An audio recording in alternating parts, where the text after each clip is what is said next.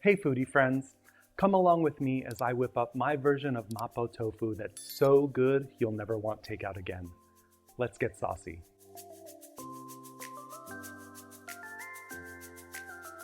First things first, let's season our ground beef with salt and pepper.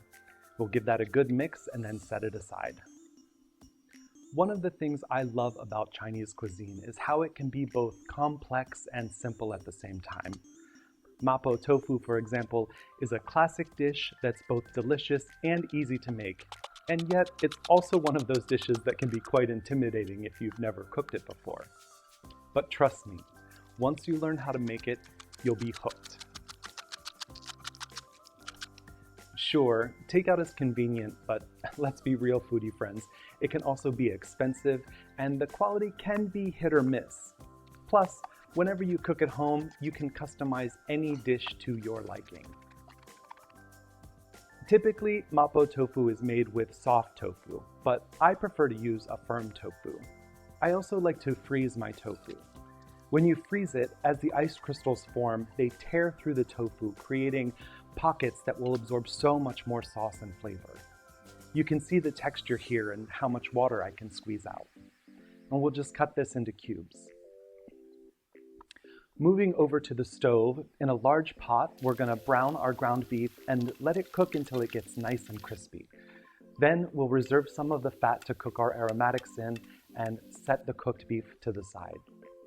You could go with ground pork, chicken, or a meat substitute here if you prefer. Like I said, customize it. Into our reserved fat, we will add our ginger, scallion whites, and garlic, and cook that until it's nice and fragrant. At this point, if you wanted to make it spicy, you could add some chilies, chili flakes, or traditionally some doubanjiang. Then we'll add in our stock. So I'm using chicken stock here, but you could use vegetable stock as well, or you could use water, but I always prefer a stock for flavor. Then we'll slide in the tofu, cover it with the lid, and bring that up to a simmer. Once that's at a nice simmer, we'll add in half of the meat and the seasoning. Now let me show you what that is.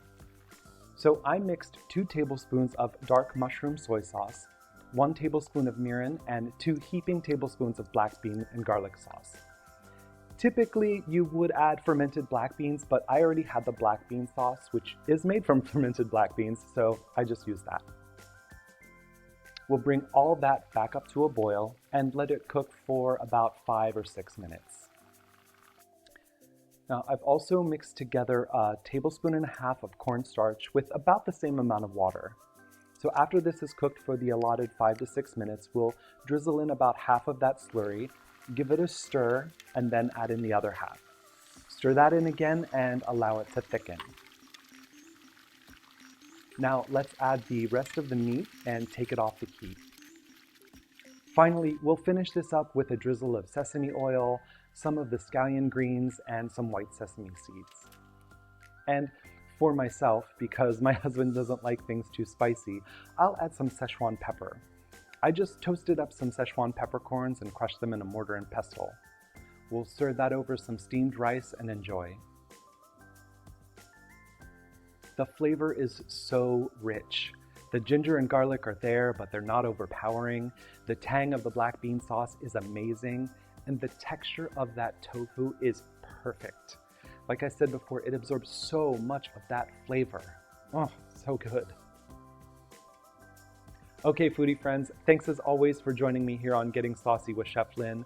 There's a link to the full written recipe in the description below. You can follow me across all social media at Chef Lin Wheeler, and don't forget to leave a comment if you try this recipe and let me know how it turns out. If you have any questions or just want to see more cooking videos, please hit that subscribe button and the little bell icon to turn on notifications, and give this video a thumbs up. Now for more right now, go ahead and click this video.